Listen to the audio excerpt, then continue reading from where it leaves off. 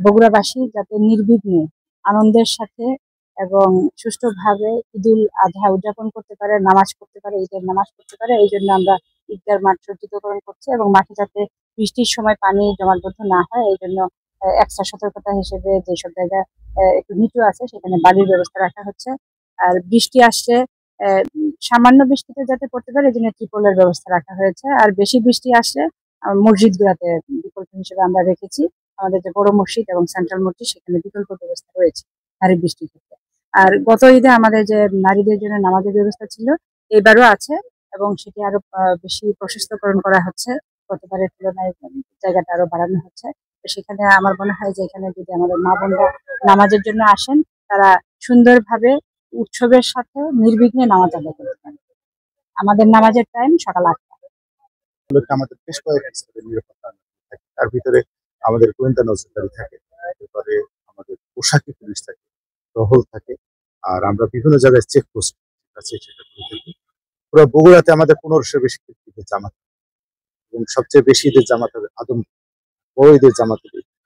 এগুলোকে আমাদের যে নিরাপত্তা ব্যবস্থা আমরা দেখে যাচ্ছি, দেখে করে যাচ্ছি এবং কাল থেকে আমাদের কিন্তু এটা সিকিউর হয়ে যাবে।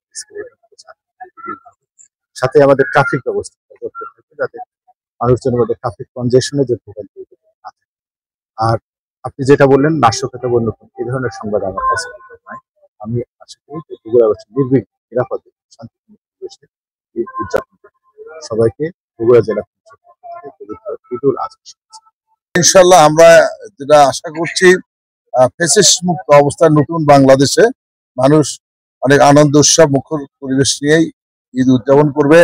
বিশেষ করে আমাদের জেলা প্রশাসক মহোদয় এবং পুলিশ সুপার মহোদয় এ ব্যাপারে অত্যন্ত বিভিন্ন ভাবে পর্যালোচনা করে বিভিন্ন পদক্ষেপ নিয়েছেন।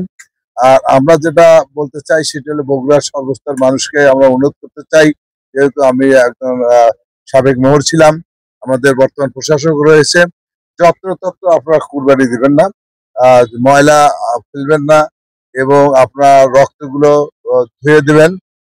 আমরা আশা করি এই শহর আপনার শহর পরিষ্কারের দায়িত্ব আমাদের সকলের, কাজে এটা পরিষ্কার পরিচ্ছন্নতা থাকে সে ব্যাপারে বগুড়া পৌরসভা থেকে পর্যাপ্ত ব্যবস্থা রাখা হয়েছে, ব্লিচিং পাউডার রাখা হয়েছে এবং ওই দিন আমাদের লেবারও কাজ করবে।